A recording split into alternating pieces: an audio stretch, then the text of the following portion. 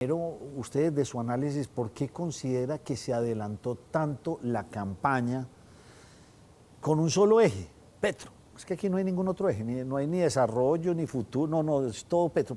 ¿Qué pasó este año? ¿Cuál es su análisis de este año?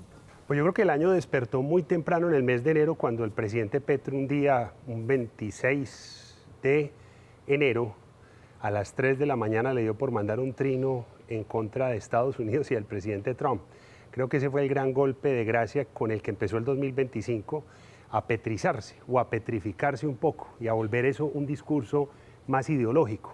Después de esto, pues se le vino una gran parte del país, de ese país productivo, de ese país, digamos, que genera empleo, porque creo que uno de los temas y la amenaza de Trump ese domingo 26 de enero y lo que vino de aquí en adelante, febrero y marzo, fue lo que puso, digamos, la mano sobre la llaga, porque tocó a muchos sectores del país y empezó una radicalización donde hubo cambio de ministros, donde hubo un cambio de relato, donde apareció la famosa bandera de la confrontación, donde el fenómeno del M-19 se radicalizó, donde un gobierno que llevaba 3 años tratando de coquetear un poco con el centro y hasta ser tolerante con la derecha, recordemos los encuentros Uribe, Petro y demás, pues ya se radicalizó y se cerró a la banda de querer imponer un modelo. Sin embargo, fue demasiado tarde, porque en un tercer año del Congreso, ya casi cuarto en ese momento, pues definitivamente es el Congreso el que manda. Entonces el presidente Petro en ese sentido radicalizó desde su gobierno, desde sus posturas, en esa revancha con Estados Unidos que le funciona bastante bien, porque el presidente Trump, con su estilo y sus formas, lo que hace es enardecer mucho más ese 29% que sigue a Petro y que sigue estático en las encuestas, porque hace parte de la burocracia del gobierno, de quienes se sostienen por el gobierno, sumado a una simpatía que siempre lo ha mantenido como, para mí, el segundo varón electoral real del país. El otro es Álvaro Uribe. Por ahí dicen que a usted lo único que no le deben tocar es el bolsillo. Sí, sí, no le toca el bolsillo. Y pensaría uno que en ese momento, yo pienso que fue una crisis bastante importante en el gobierno de Petro, porque con estas amenazas del señor Trump, que también no es una perita en olmo, ya empezó a decir, uy, por Dios, esto me puede significar desempleo, productividad a la baja, inflación. Y ahí es cuando le tocaba el bolsillo y lo manejó a regañadientes, no era su propósito.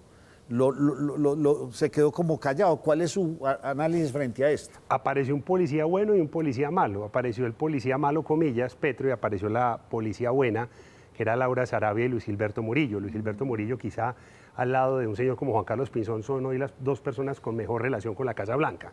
Entonces el señor Luis Gilberto Murillo se encargó como de suavizar el tema, mientras Petro mantenía un discurso donde le tocó casi que pedir perdón, y este año le ha tocado 3, 4 veces pedirle perdón a Estados Unidos por, digamos, salidas en falso, por discursos, por la defensa del tema de Venezuela y Maduro, que es indefendible, pero que en la línea ideológica pues él se ve en la obligación, digamos, de o no pronunciarse o defender el régimen de Venezuela, lo cual es inexplicable.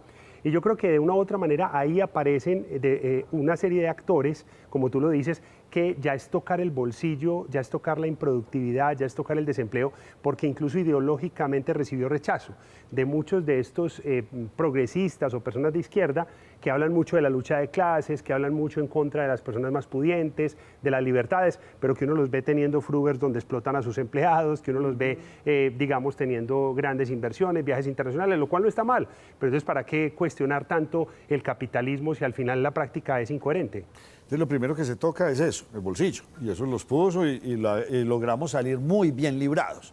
No entendemos el por qué salimos bien librados. Porque se hizo una diplomacia ya fuerte. Sí. Sí, señor, yo creo que hubo gente que hizo un trabajo allá que ayudó sobre todo a lo arancelario, que era lo más pesado, sí, porque claro, la las visas y esto, pues yo creo que y además ese esfuerzo ahora por lo de las redes sociales y demás, está pasando en todos los países de América Latina, incluso más en Centroamérica, ahorita que acabaron las elecciones en Honduras, Guatemala, Nacho, para que ustedes, los televidentes, un poco, el influjo del gobierno norteamericano en los países suramericanos como Colombia no es tan fuerte, por ejemplo, como en Guatemala, Honduras. Yo que he trabajado campañas allá, es un actor más dentro de lo gubernamental.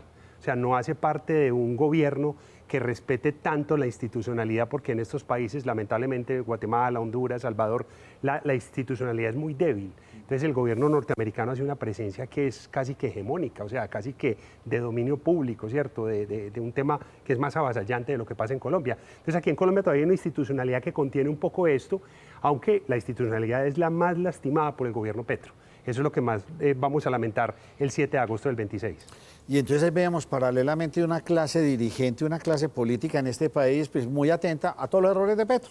Y critique y se equivocó y estaban llenando esa canasta, ¿sí o no?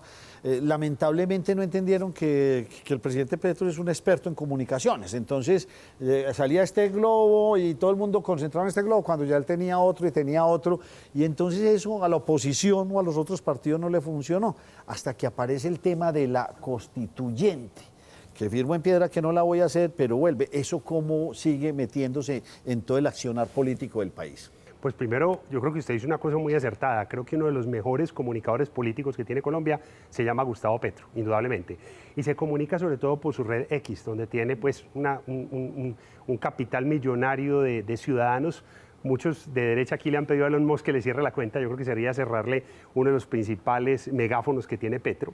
Y en ese sentido tiene la capacidad de mandar muchos globos de ensayo de manera simultánea y en las formas más inexplicables del mundo. Dicen en la Casa de Nariño, lo conozco de primera mano, que el presidente entre 9 y 11 de la mañana se dedica a atender su cuenta de X personalmente.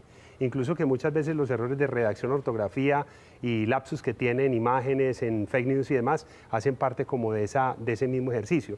Tiene esa capacidad de lanzar globos de ensayo, de dispersar la atención, y empieza obviamente todo este tema de la constituyente, que es una propuesta que aunque firmó en piedra, pues finalmente es lo que pretende el progresismo y la izquierda, y es transformar la constitución política de Colombia de una u otra manera para buscar el poder.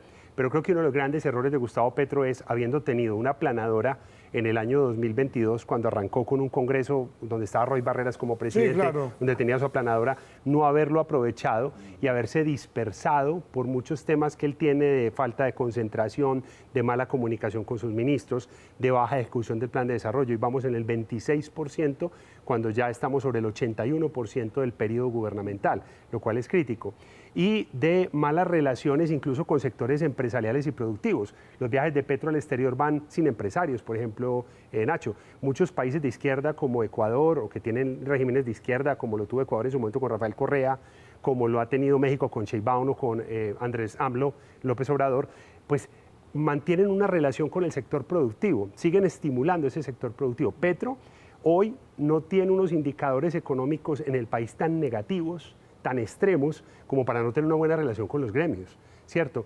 Pero tiene una mala relación con los gremios, a pesar de ser un gobierno de izquierda, lo cual es inexplicable. Entonces, ahí yo creo que en eso ha fallado el presidente, porque si hubiera querido llevar a cabo una constituyente, pues es totalmente legítimo, es como las reformas. ¿Quién niega que Colombia necesita una reforma tributaria, una reforma política, o sea, la lista es larga, pero si no hay la legitimidad política para hacerlo, no lo va a lograr nunca. Y entonces eso despertó las alertas en todos los otros, yo digo, pseudopartidos políticos de este país. Pero yo pienso, y no sé, usted me dirá, usted el que conoce, no supieron entender, o sea, o todavía no entienden a ese contrincante, o sí lo entienden. No lo entienden, para nada. Yo estoy totalmente seguro que no lo entienden. Porque además muchos de estos líderes políticos, muchos de estos politólogos, muchos de estos estrategas políticos son militantes. Una de las cosas más dañinas que te puede hacer a ti como líder político es tú ser militante mientras estás asesorando, porque eso te hace o te impide estudiar el trasfondo del relato y del personaje que quiere construir Petro. Petro no se construye ni se edifica sobre los esquemas tradicionales democráticos, institucionales, sino que al mismo estilo de la construcción de un personaje como Luis Ignacio Lula da Silva, como Dilma Rousseff, como Andrés Manuel López Obrador, como el mismo Hugo Chávez, que es un personaje muy bien edificado, pues radicalmente distinto a Nicolás Maduro, los dos nefastos para Venezuela, pero como personaje y como narrativa política, Chávez fue un ejemplo, además de un tipo recontracarismático. Entonces yo creo que en cierta forma no se ha sabido leer la teoría de la ciencia política del caos. Cuando hablamos de una teoría del caos, hablamos de un líder que no se rige bajo los modelos y los estándares de la institucionalidad tradicional, de la democracia. Cero predecible. Del estilo liberal occidental, ¿cierto? Entonces, digamos que utiliza el megáfono de una manera impredecible, le habla siempre a sus nichos, no a todo un país, es un hombre que le importa más la forma que el fondo, pero no es un tipo ignorante, sino que utiliza la forma adrede, el fondo lo utiliza en diálogos internos, genera grupo o genera combo con otros dirigentes políticos de la región, tiene esquemas ideologizados a la hora de comunicar, incluso en redes e imágenes, no le importa caer en el chisme o en el error, el fake para él no lo atemoriza. No le ayuda. A ti y a mí nos dice, hombre, ¿cómo saca una noticia rara? Uno tiene... Salga a corregirla inmediatamente, Claro, sí. nada. No. Y sus parciales, yo lo veo en las encuestas, lo veo en la escucha social, lo veo en el trabajo que hago, que actualmente estoy en 14 departamentos del país trabajando temas de congreso y política, que mucha de esa base lo defiende a capa de espada, así se equivoque. Sí. Así se equivoque, así la embarre, así no tenga visa, así tenga, o sea, así diga que el sol sale por el occidente, lo defienden. Pero dejemos a Petro ahí, vámonos al otro lado. Listo. Sí, y es que el resto de partidos o oposición no entendió. Eso es como si yo le entrego a usted aquí una cosa para armar un juguete, cualquier cosa. Si usted no lo entiende, usted no puede armar nada. No puede poner ese avioncito de escala. Entonces yo pienso que ni el Centro Democrático, ni Oxígeno, pues toda esa cantidad, no lo entendieron, y al no entender no han podido construir un camino correcto. Y pienso que se perdió la política, este año se perdió mucho tiempo por ese desconocimiento. ¿O estoy equivocado? Porque hay una fascinación narcótica en ellos al like. Entonces es muy fácil, Nacho, uno como asesor político decirle a un personaje de estos, a un partido de estos, ataque a Petro. ¿Por qué? Porque es rentable a nivel de like. Entonces son matados y narcotizados por el like, no pero muy poco prestos a señalar el terreno de juego y decir, venga, este rival cómo juega, estudiémoslo, estudiemos cómo actúan sus coroneles, cómo actúan sus soldados, cómo actúa su artillería, cómo se mueve. No se mueve como los ejércitos tradicionales, se mueve como un ejército alternativo, en medio de una teoría del caos. Entonces se ha caído lamentablemente en el like, el seguidor, la fascinación narcótica de lo digital, y no hay una contravención que realmente genere una pérdida de legitimidad o de fuerza de esa contradicción. Yo creo que uno de los escenarios donde fue más notorio esto fue el famoso encontrón entre Petro y Trump después de que a Petro le quitan la visa por estar en las calles de Nueva York llamando al ejército norteamericano a no responderle a la Casa Blanca. Cuando eso pasa por Petro, no pasa absolutamente nada, porque él queda con su metarrelato, con sus audiencias. Cuando Trump le responde y le quita la visa, lo envalentona. Claro. Es que esto es como echarle, es como tratar de apagar un incendio de un hidrocarburo con agua. Tú lo fortaleces mucho más. Hay que echarle arena, hay que ponerle un colchón encima, pero esa arena y ese colchón amerita estudio, investigación, análisis y entender al enemigo, porque si uno no lo entiende, pues uno actúa como si estuviera con un par, y ese es el gran error que se comete. Porque lo mejor que les puede pasar a este tipo de mandatarios es tener ese enemigo. Claro, por supuesto. Que lo utilizó Chávez toda la vida, el imperialismo, sí, y el imperialismo y los gringos y todo esto. Y volviendo a todo esto, y entonces empezamos a ver algo este año 25, donde sale una gran cantidad de candidatos, o sea, son innumerables. ¿Por qué, Miguel? 135 en comparación con 2022, que alcanzamos a tener 87. Yo creo que de una u otra manera hay tres problemas estructurales para mí. Uno, usted lo señalaba ahorita, tenemos unos partidos que son débiles. No solamente los tradicionales se han vuelto débiles, solamente de estructura, poco de opinión, poco de tanques de pensamiento, no vemos ningún think tank en los partidos. Vemos partidos jugados a oponerse, pero recibir mermelada. Lamentablemente hay algunos para allá en el occidente del país, para allá por el valle, que son muy críticos al gobierno, pero siguen recibiendo puestos de mermelada. Segundo factor, yo creo que de una u otra manera tenemos una proliferación de movimientos ideológicos y de intereses sesgados desde esos movimientos ideológicos para poder llegar a la presidencia.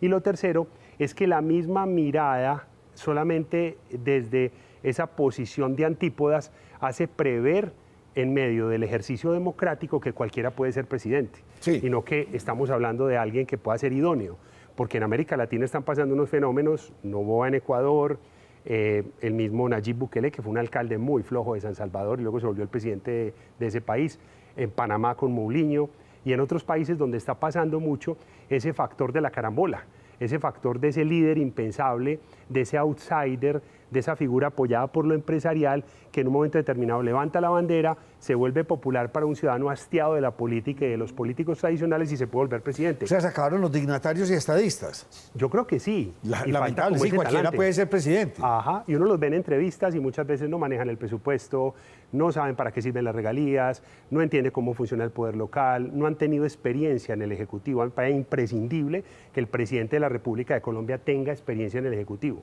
como ministro, como alcalde, como gobernador, como funcionario. Yo creo que una cosa es el sector privado y el sector empresarial y otra cosa muy distinta es administrar lo público. Y la administración de lo público es tan tediosa, tan compleja, por las trabas, por lo anquilosado, pero también por los controles que existen, que una de estas personas llega y lo que quiere es avasallar y cambiar absolutamente todo y terminamos en una democracia directa o en una dictadura, que es lo peligroso. Miguel, voy a poner dos ejemplos. Mauricio Cárdenas, uno no sabe qué está haciendo de candidato. Juan Daniel Oviedo, uno no sabe qué está haciendo de candidato. Pero esto hace parte de una estrategia, de pronto manejada muy orgánicamente, sin querer, queriendo, como dirían por ahí, o cuál es su percepción. Porque es que le pongo ejemplos, de ahí para allá, todos los que usted quiera. Todos han pasado por este programa. Yo tengo 3 teorías al respecto y ahí le voy a poner ejemplos. Una, hay muchos de ellos que están aspirando al 27, alcaldías y gobernaciones. Perfecto. Eso es clave. Entonces quieren Juan sonar Daniel para Oviedo quiere ser alcalde de Bogotá. Muy bien. La probabilidad de Juan Daniel Oviedo de ser presidente de Colombia es baja, existe, pero es demasiado baja. Demasiado. Segundo, Mauricio Cárdenas quizá es de los candidatos con la mejor hoja de vida que hay, pero con problemas serios de carisma. Asesorado por sus hijas, se puso a prometer cosas de vivienda que fueron un fiasco y ni qué pensar de la bailada por allá en La Guajira, que fue totalmente desafortunada. No porque no haya que tener carisma, sino porque a veces caemos en esos extremos de representar el personaje que no somos. Sí, total. Como políticos tenemos que ser, o tienen que ser los políticos, Nacho, usted que también es muy experto e inquieto en estos temas y sabe demasiado de estos temas, tiene que dar mucha coherencia con lo que se es como personaje, porque Sí, el ciudadano no es estúpido. Uno no es de la región por ponerse el sombrero. Entonces llego a toda la región, me pongo el sombrero típico de la región. No, uno no es de la región por eso. No, para nada. Y más la base de la pirámide sí que disfruta gozándose el ridículo que hacen los políticos cuando no son fieles a su propia mismidad, a su propia esencia, ¿cierto? A pesar de querer ser divertidos y demás y no verse tan anquilosados. Entonces, primera teoría, cargos en el 27. Segunda teoría, cargos dentro del mismo gobierno, por adherir o por sumar fuerzas políticas. Y tercera categoría, digamos, vigencia. Vigencia para algún tipo de tema en el cual se quiera brillar o aparecer, porque aparecen influencers. Un cargo importante. Sí, hay algunos que no tienen carrera política ni pueden ser nombrables, pero quieren vigencia. ¿Pero esto fue orgánico o usted cree que esto hace parte de algo orquestado entre los movimientos y partidos?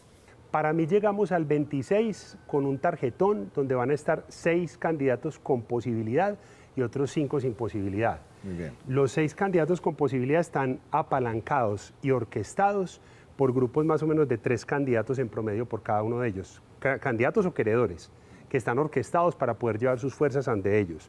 Y hay otros 5 que no tienen probabilidad alguna, que van hasta el final, que se quieren hacer contar con sus movimientos, como siempre pasa en Colombia desde 1990. Recuerde usted esa época de los Mario Gareña y de otros, de Regina 11, que llegaban hasta el final por sus partidos, por sus porcentajes, por su reposición de votos. Para mí vamos a tener 6 candidatos al 2026, Nacho. Todavía no me los cuente. Ahorita le cuento. ¿Qué le pasó? Pero no es en esta temporada, sino desde hace muchos años. Cuando yo era joven, yo me acuerdo, es que era López Miquelsen, era Álvaro Gómez, o sea, los liberales, los conservadores, partidos estructurados, tenían siempre, entraba este y ya tenían otro por detrás. ¿Qué pasó con los partidos tradicionales? Este año los ve uno, ahí sí funciona bien esa frase que dicen que la política es dinámica. O sea, los partidos ahora se volvieron dinámicos, al mejor postor y me arrimo el que sea y no construyo. O se acabaron esos líderes dentro de esos partidos. Sí, y ya sé que me meto en el Centro Democrático, que ese sí para mí está grave. Yo creo que los partidos hoy están pasando, pues, digamos que hace 4 y 8 años decíamos lo mismo, pero quizás el momento más crítico de existencia de los partidos políticos en un país. Y si miramos radiografías como Nicaragua en su momento, como Venezuela, como el mismo Cuba, por así decirlo, en el 58, generalmente la debilidad institucional es la que es el caldo de cultivo de las democracias directas. ¿Sí? La debilidad institucional es la que lleva a las dictaduras, a la democracia directa, de derecha o de izquierda, con base en populismos generalmente. Entonces aquí no nos podemos dejar dispersar solamente porque nos vamos a venezualizar, bueno, como se diga, a volver como Venezuela o a volver como Cuba, sino que también nos podemos volver un régimen de derecha de ultra persecutor de los medios de comunicación, porque hay que empezar a ver cómo se hace la campaña para entender cómo se van a hacer los gobiernos, sobre todo en esas posturas extremas, Nacho. El Centro Democrático. Hombre, esta es la hora en que no sabemos cuál es su candidato. Lamentablemente el asesinato de Miguel Uribe pues, fue algo lamentable, que ya de hecho hasta pasó pues, sin pena ni gloria. Eso es lamentable porque eso es un magnicidio. Pero a la fecha, pues hasta pues, cuando estamos grabando este programa, que es un especial, 11 de diciembre, pues no había candidatos. ¿Qué pasó? A mí me parece que este ha sido un año muy duro, no solamente para el Centro Democrático, sino para la centro derecha. Recuerde usted que dentro de ese partido hay tres formas de ver la política. Una, el uribismo. Dos, una cosa es ser uribista, otra sí, es ser del Centro Democrático. Totalmente total. Distintas. Así el partido sea la propiedad privada del expresidente Álvaro Uribe, Sí. allá no se mueva una hoja sin que él dé una orden. Pero son dos cosas distintas, el Centro Democrático, el uribismo y la centro derecha del país. Okay. Este año ha habido para mí tres detonantes fundamentales. Uno, el lamentable asesinato, la agonía de Miguel Uribe Turbay, todo lo que pasó posteriormente con su papá. Me parece que es una situación bastante crítica que merece todo el análisis del mundo. La segunda, todo el juicio y la celeridad además para ese juicio, porque hay un montón de situaciones, entre ellas la del hijo de Petro y otras que se iban ralentizados en el tiempo, y lo que hemos visto pues del tema de estos delincuentes que fueron detectados por el gobernador de Antioquia, Andrés Julián, ligados con el señor Calarcá, sí. y la complicidad del gobierno y el equipo de inteligencia, que ya la ciudadanía lo conoce. Y lo tercero, bueno, el juicio al presidente Álvaro Uribe, el tema de Miguel Uribe, y lo tercero, me parece a mí, que es una cacería lamentable dentro de la centro derecha, donde los mecanismos de diálogo y concertación cada vez generan más división, pero por influjo de un gobierno de caos que ha sabido utilizar mecanismos a través de RTBC, de influencers y diferentes factores jurídicos y diferentes mecanismos de intervención para fragmentar la derecha. Claramente, hoy la Casa de Nariño, el presidente Petro, y hay una estructura dedicada a hacer inteligencia en los partidos de derecha, en los partidos de centro derecha, para perseguir y fragmentar. Y entonces, después de todo este caos que estamos viendo en ese otro lado, la gente quedó con la percepción que la izquierda está organizada. Hicieron su consulta, sacaron buena votación, ya tienen su candidato. ¿Así de organizada está la izquierda? Yo creo que la izquierda hoy está organizada porque tiene, pues obviamente, la chequera de la Casa de Nariño, una chequera todavía llena, repleta de recursos que van a empezar a utilizar en el 2026, que mucha gente me pregunta eso como si fuera el mayor terror y yo les digo, ni Uribe lo pudo hacer, ni Santos lo pudo hacer, ni Duque lo pudo hacer, todos tenían la billetera llena para el último año, eso siempre pasa. Lo que más destaco en ellos es la capacidad de militancia que tienen y el orden y la disciplina que tienen a la militancia. Y hoy tienen un líder absoluto que es Gustavo Petro y le obedecen en cierta forma. Ya tienen partido, que es el pacto histórico, lo acaba de decidir el Consejo Nacional Electoral, y pueden trabajar desde el partido. Hicieron una consulta, pero eligieron un candidato, y yo esto lo he venido diciendo y lo he dicho aquí en tu programa, Nacho, que hay un candidato que es para darle con la tapa y la olla, y hay otro candidato que es el que quieren respaldar. Y eso ha cambiado en el tiempo. El candidato para darle con la tapa y la olla, que es poco carismático, que solo recoge la izquierda extrema, que no tiene posibilidades de negociar con partidos políticos como lo hizo Petro, se llama Iván Cepeda. Pero usted tiene un Roy Barreras ahí metido, ¿o quién es el otro? Se metió Roy Barreras, pero acuérdese que yo dije aquí muy claramente el nombre de Claudia López. Entonces no descarte a Claudia López, quien ha bajado mucho, pero ahí sigue todavía, y va a primera vuelta. Entonces puede ser Claudia López o Roy Barreras, ese candidato que aglutine la centro derecha con más carisma, con más fuerza política, para llegarlo desde un frente amplio, Roy Barreras, o desde una candidatura independiente, Claudia López. Perdóneme, le pregunto, ¿usted cree que entonces a ese frente amplio, a esa consulta que va a haber en marzo, podrían estar Roy Barreras, Claudia López y Cepeda? ¿O Claudia Cepeda López no va a ninguna consulta. Y Cepeda no puede porque es vinculante. Entonces, en esa consulta que van a hacer del Frente Amplio, pues será Roy Barreras el único que está ahí, porque el resto ahí no hay ninguno. Será toche con guayaba madura como la de Petro en el 22. Ahí no va a haber nada. Uno, digamos que es el que se quiere elegir, y dos o tres o cuatro que van a estar ahí, digamos, tratando desde otros partidos u otros sectores. Las divisiones en la izquierda sí son reales. Daniel Quintero es un claro divisor de la izquierda. Total. Creo que Carlos Caicedo también es un claro divisor de la izquierda, que además está ahí haciendo coalición con el M19, con comunes y todo, para hallar una lista del Congreso. Más radioactiva la lista para dónde, pero está tratando de dividir las bases de izquierda y no está siendo fiel a lo que quiere el presidente Petro. Y hay otros sectores de izquierda, pero son fragmentaciones muy pequeñas, sobre todo cuando se tiene gobierno, porque una cosa es estar en oposición y otra cosa es tener un presupuesto de más de 300 billones de pesos como el que tiene el gobierno nacional. Antes de irnos a la segunda parte, para que hablemos de lo que preveemos para el 2026, Tal vez algo que le ayudó mucho a este gobierno fue el dólar bajó, una inflación medio controlada, desempleo también va bien.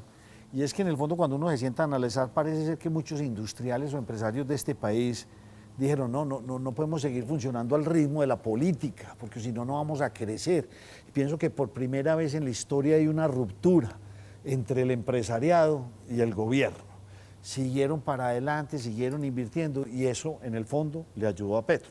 Así tal vez no sean sus mejores amigos, pero los ha dejado trabajar con unos conatos muy graves como son la reforma tributaria y muchos otros asuntos que pues, o sea, hay que darle duro a los famosos 4.000 ricos, pero tuvimos un Congreso que ahí estuvo, tuvimos una tuvimos unas instituciones que ahí están, total. Tuvimos una fiscal que al final ya de este 2025 ya le dice, señor Petro, usted por su lado, venga, vamos a manejar las cosas.